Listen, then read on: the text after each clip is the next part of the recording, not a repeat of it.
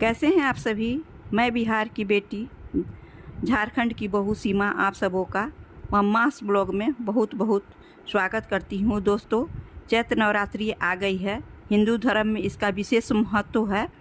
दोस्तों, ऐसे तो हमारे हिंदू धर्म में वर्ष में 4 नवरात्रि पड़ता है, जिसमें एक शारदीय नवरात्रि और एक चैत्र नवरात्रि विशेष माना जाता है, और 2 गुप्त नवरात्रि है जिसे आम जनता नहीं करती है। गुप्त नवरात्रि साधु सन्यासी ही करते हैं। तो इस साल चैत्र नवरात्रि का आरंभ 30 मार्च से हो रहा है। हिंदू कैलेंडर के अनुसार चैत्र मास के शुक्ल पक्ष की प्रतिपदा तिथि के साथ नवरात्रि आरंभ हो जाती है तथा नवमी तिथि को समाप्त होती है।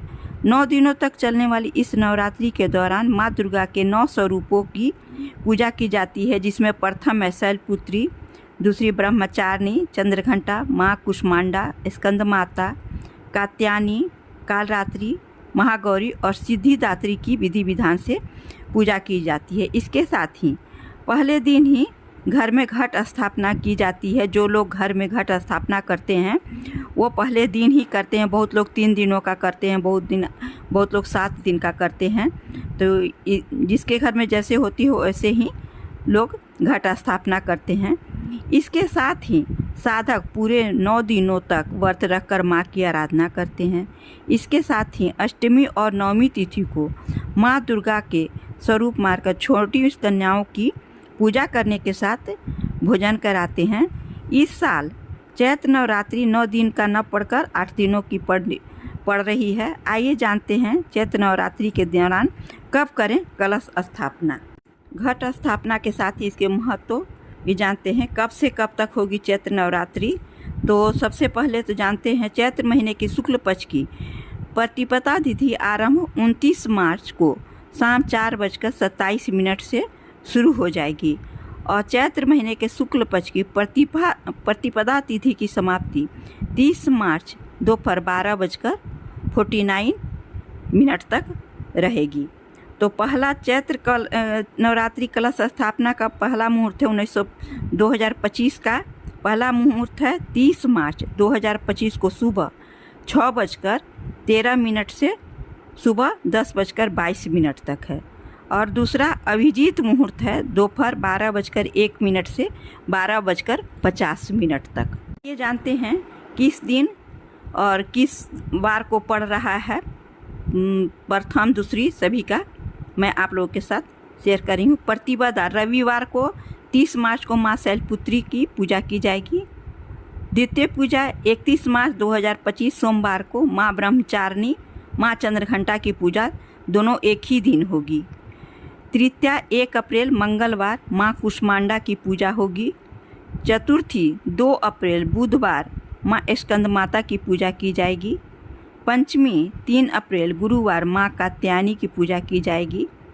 षष्ठी 4 अप्रैल शुक्रवार माँ कालरात्रि की पूजा होगी। सप्तमी 5 अप्रैल शनिवार को महागौरी की पूजा हो। 6 अप्रैल को रविवार के दिन सिद्धिदात्री माता की पूजा की जाएगी। माता की पूजा का आरंभ कैसे करें। तो सबसे पहले पूजा करने के पहले क्या क्या करना ज़रूरी है। तो सबसे पहले स्नान ध्यान, यदि आपके पास गंगा जल है तो ज़रूर गंगा जल मिलाकर जल में स्नान कीजिए, और यदि नज़दीक में गंगा जी हैं तो ज़रूर स्नान कर लीजिए। पूजा स्थान को साफ करके दीपक जलाएं। माता को गंगा जल से अभिषेक करें।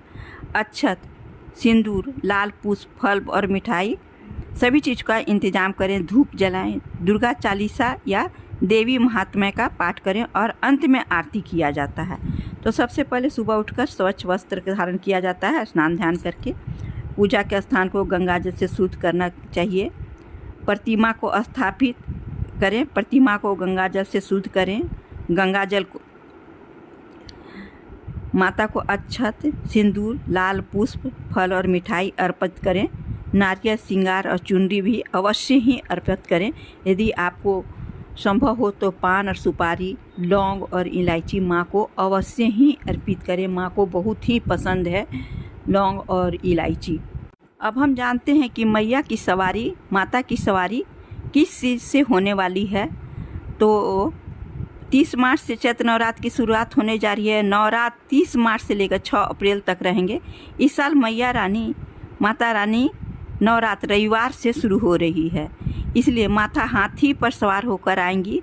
शास्त्रों में देवी की हाथी की पालकी को बहुत ही शुभ माना जाता है, तो इस बार माता की सवारी हाथी रहेगी, जो हम लोगों के लिए बहुत ही शुभ माना गया है। रविवार को आती हैं तो हाथी उनकी सवारी होती है। तो बहुत ही कम समय में आपको सभी जानकारियाँ मैंने विस्तृत रूप से समझा दे दी है, तो प्लीज़ आप इसको फॉलो कीजिएगा। माता नवरात्रि में का आगमन, कलश स्थापना, शुभ मुहूर्त, महत्व सभी चीज़ का। दोस्तों, यदि वीडियो अच्छी लगी तो प्लीज़ लाइक, शेयर और सब्सक्राइब अवश्य कीजिएगा। और लास्ट में आप लोगों से विनती है कि बेल आइकन अवश्य प्रेस कीजिएगा, जिससे मेरी नोटिफिकेशन आप सबों तक पहुंच सके और आप लोगों का सहयोग हमें प्राप्त हो सके। धन्यवाद।